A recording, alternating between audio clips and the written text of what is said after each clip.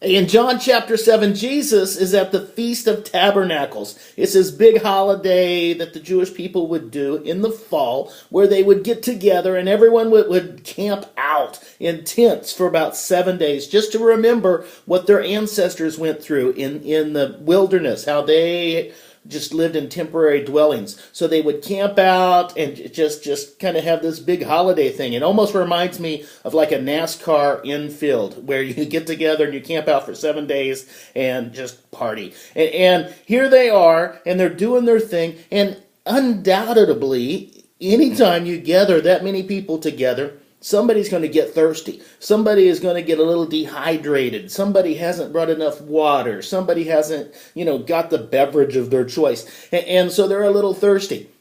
In the midst of all that, Jesus stands up and he starts preaching to them and he starts telling them something. And check this out. We're in John chapter 7, verses 37, and it says this: On the last day, the biggest day of the festival, Jesus stood again and he spoke aloud. If any of you is thirsty, come to me and drink. If you believe in me, the Hebrew scriptures say that rivers of living water will flow from within you. Jesus was referring to the realities of life in the Spirit, made available to everyone who believes in him. But the Spirit had not yet arrived because Jesus had not been glorified. Are you thirsty? You feeling a little dehydrated? Well, Jesus makes a real cool promise here. When the Holy Spirit comes, not only is he going to quench your spiritual thirst, but he's going to make you kind of a super soaker for him. He's going to make you a spiritual super soaker. So you're going to get hydrated, but you're going to get everyone around you wet too.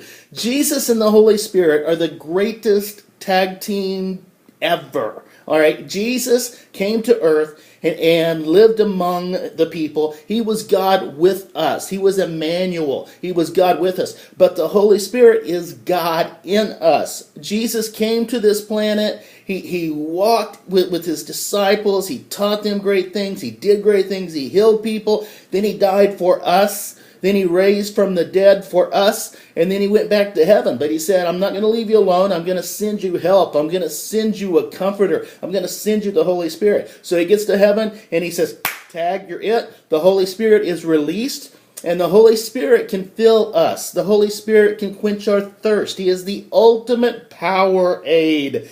Okay, God the Holy Spirit dwells within his people. He gives us the power to live. He gives us the power to serve. He gives us the power to be his witnesses. And he's going to accomplish the impossible through us. Now, not only does he want to fill us, but he wants to overflow from us. He wants to hydrate us, but he wants us to be sources of refreshment. He almost wants to make us like fire hydrants, where we're just getting everybody around us wet. He wants us to refresh the people around us, to bring life, to bring healing, to bring hope, to tell stories of a future hope. All right, that's what it's all about. We're going to quench our thirst, but we want to hydrate the people around us too. We want to be filled, but we also want to overflow. And that's what the Holy Spirit does. He fills us, he overflows through us, and so it affects everyone around us. So that's the plan.